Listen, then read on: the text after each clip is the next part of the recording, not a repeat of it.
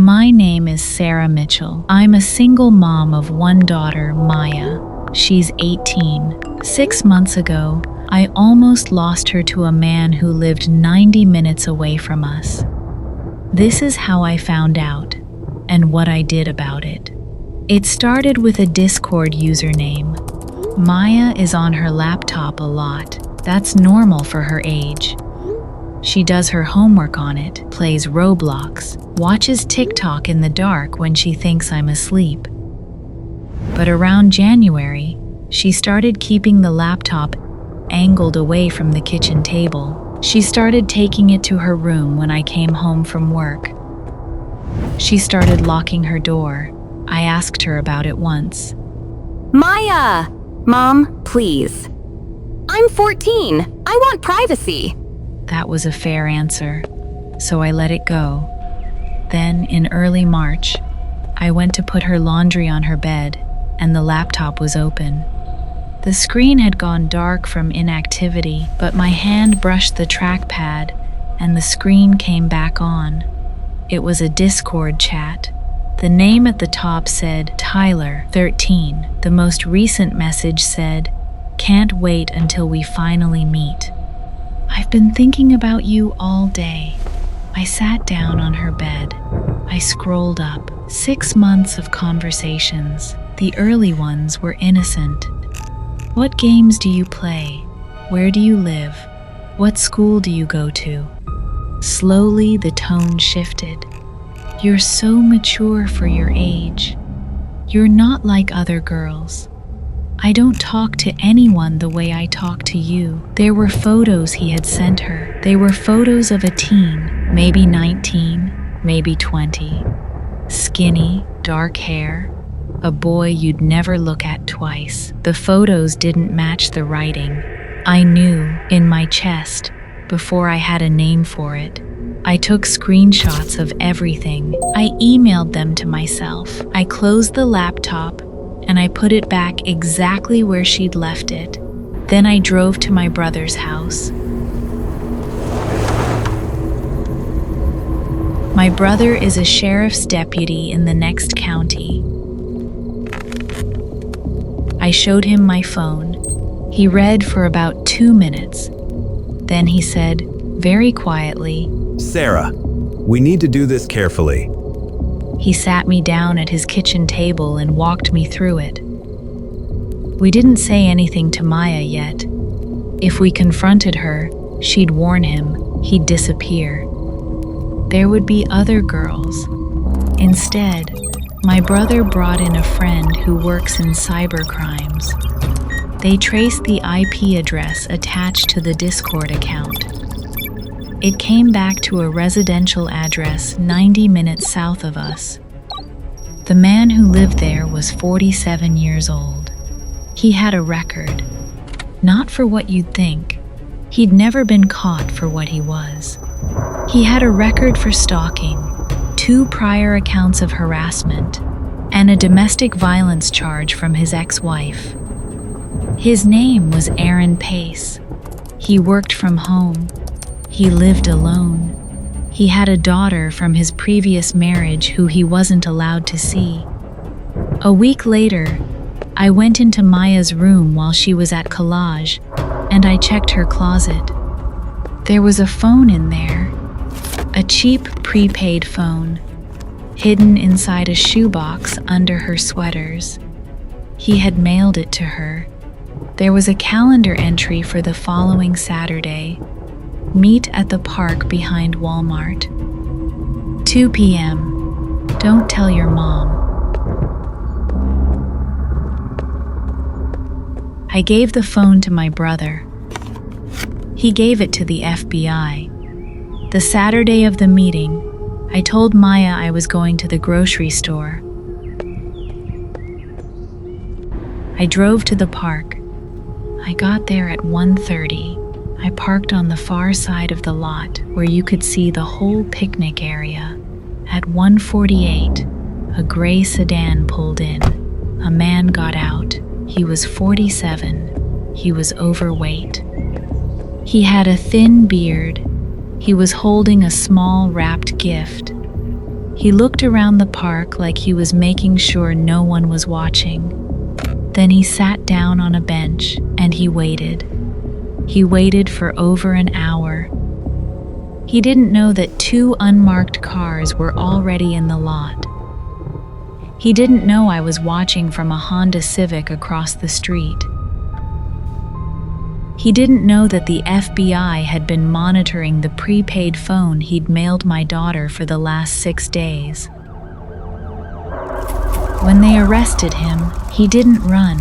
He just looked confused. When I came home, Maya was on her bed, crying. She was holding her own phone. He had texted her, "Where are you?" every 5 minutes for 2 hours. She thought she'd been stood up. She thought he didn't love her anymore. She told me everything that night. We sat on her floor, and she sobbed into my shoulder for 3 hours. He had told her he was 18 and lonely, and that his parents didn't understand him. He'd told her she was the only person he could really talk to. He'd told her to keep their relationship secret because they wouldn't understand a love like theirs. He had been doing this to 12 different girls at the same time. The FBI found their accounts in his computer. We were the first family that ever found out. He's serving a long sentence now. I don't say the exact number because I don't want anything I post online to be traced back to Maya. She's 20 now. She's in therapy. She's okay. We talk about everything now. Her phone is monitored. She knows why. You don't know your teens like you think you do. You don't know what loneliness looks like at teenage. You don't know how good these men are at finding the loneliest one in the room.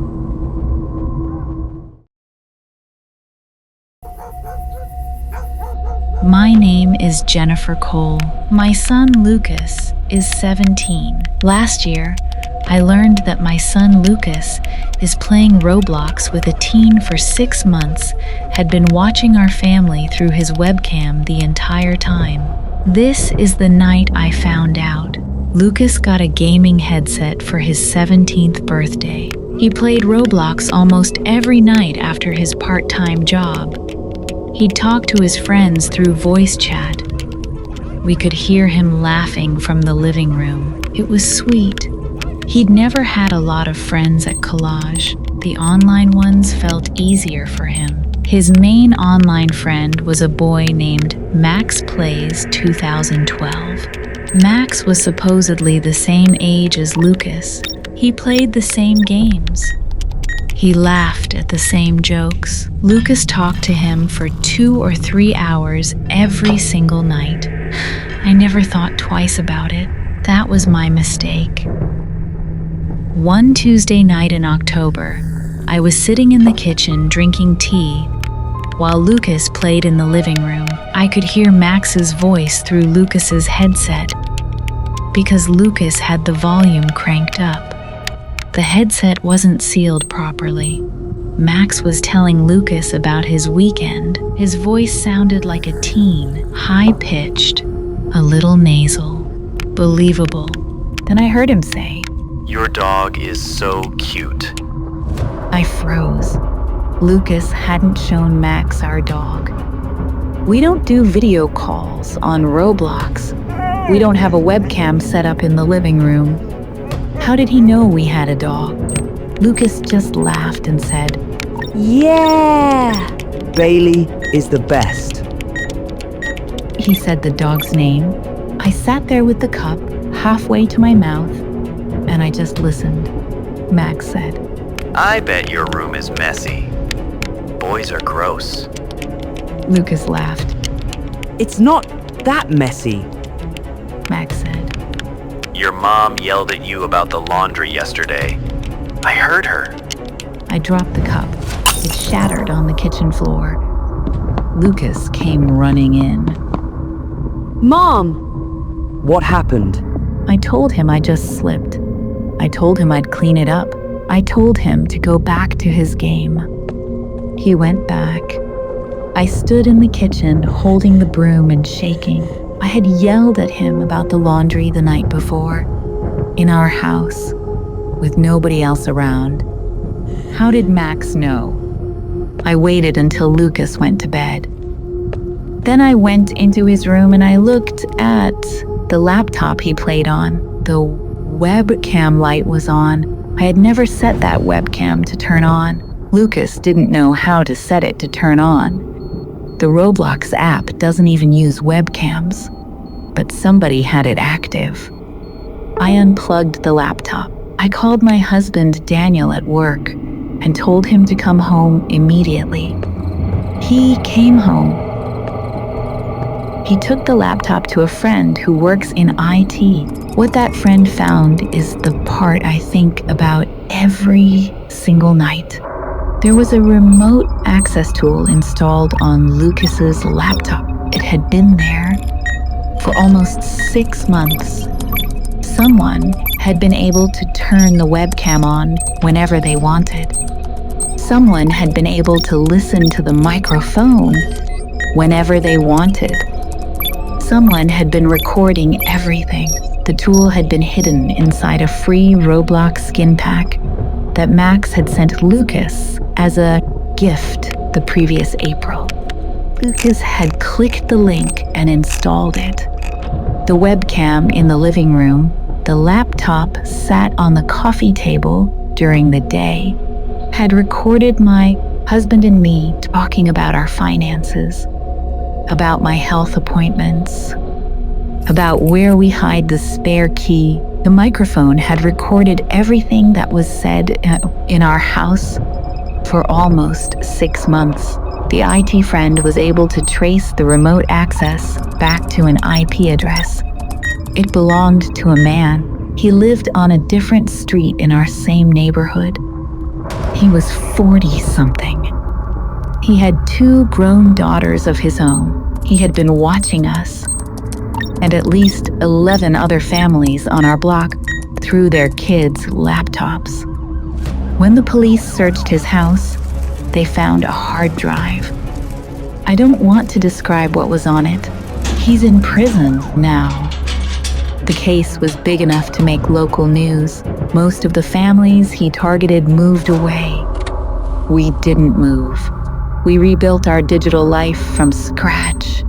Every device in our house got replaced. Every password got changed. Lucas doesn't have a webcam in his bedroom anymore. We use one shared computer in the living room with the camera physically taped over. Lucas is okay. He had no idea any of it was happening. As far as he was concerned, Max was just his best friend. He still asks about Max sometimes. I just tell him Max moved away. I'm telling this story so you don't make the mistake we made.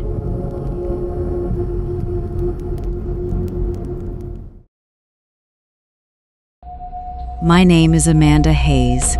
Last spring, I installed monitoring software on my daughter's phone. What I found is something I am still trying to forgive myself for not catching sooner. This is what happened. Emma had been on a competitive gymnastics team since she was 17, 3 nights a week, plus weekends for meets. It was her whole life. The coach's name was Brian. He was 38. He'd been her coach the entire time. He came to her birthday parties. He texted us photos when she landed a new skill. My husband and I had let him drive Emma home from late practices when we couldn't make it across town in time. He'd been like a second uncle to her for 6 years. We trusted him completely. In April, Emma started staying up late on her phone. I figured it was a boy. She was 18. She was figuring herself out. I didn't want to invade her privacy, but she was so different.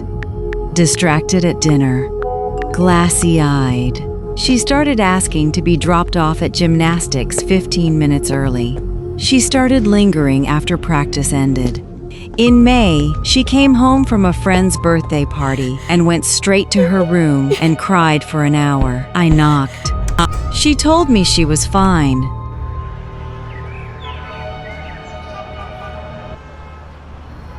The next day, I installed monitoring software on her phone while she was at collage. I told myself it was just to keep her safe. It was. The monitoring software showed me everything. Emma was talking to an 18-year-old skater named Riley Gog. They had been talking for about 3 months. I read everything for about an hour, and the longer I read, the more I noticed something. Riley used a phrase that caught my eye. You crushed it tonight, kid. I had heard that exact phrase before. In our kitchen. Out of Brian's mouth. Every single time he'd come over for dinner after a meet. It was something Brian said. Don't let your mum drive you home tomorrow. I want you to walk.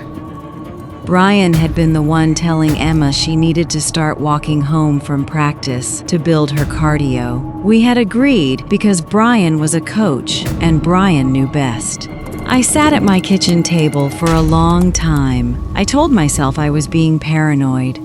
The phrase was a coincidence. Lots of people said kid. Lots of coaches told kids to walk for cardio. Then I scrolled to the photos Riley had sent. They were photos of his face. A teenage boy. Sandy hair. Freckles.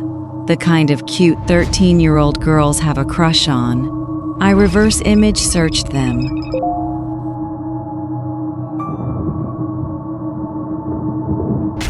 The photos belonged to an 18-year-old skater in Australia who had no idea anyone was using his pictures. That's when I got up and walked into Emma's room and woke her up. I told her I knew she was talking to someone. I told her I wasn't angry. I told her I just needed to see Riley's face. I asked her to FaceTime Riley right then. She said she couldn't. Riley didn't FaceTime. Riley said he was shy. I asked Emma if she had ever heard Riley's voice. She thought about it for a long time. No. He's never sent voice notes either. He says he stutters. I held my daughter's hand and I started crying. The next morning, my husband and I drove to the police station. The detective who took our case had handled this before. She told us, gently, that relationships built around shared communities were some of the hardest to spot because the we trusts them in real life and online without ever knowing they're the same person. They got a warrant for the IP address attached to Riley's account. The IP traced back to Brian's apartment. He had been running it from his laptop for the last 3 months. Late at night, after gymnastics practice, in the apartment we had picked Emma up from a dozen times. When the police arrested him, he tried to claim he was just checking if Emma was being approached online. He said he was protecting her. His phone disagreed. His phone had 9 other accounts on it. 9 other girls. All of them in his coaching network. Emma is in therapy. So am I, honestly. We pulled her from gymnastics. She doesn't compete anymore, even though she was good. The trial is still ongoing. The other families found out. Some of those girls will be in court too. I think the hardest part for me is that I had been looking for a stranger from another country, a stranger from another state, a man on the internet. I never thought to look at the man we had let into our home. If you take anything from this, predators are patient. They build trust with the parents first, sometimes for years.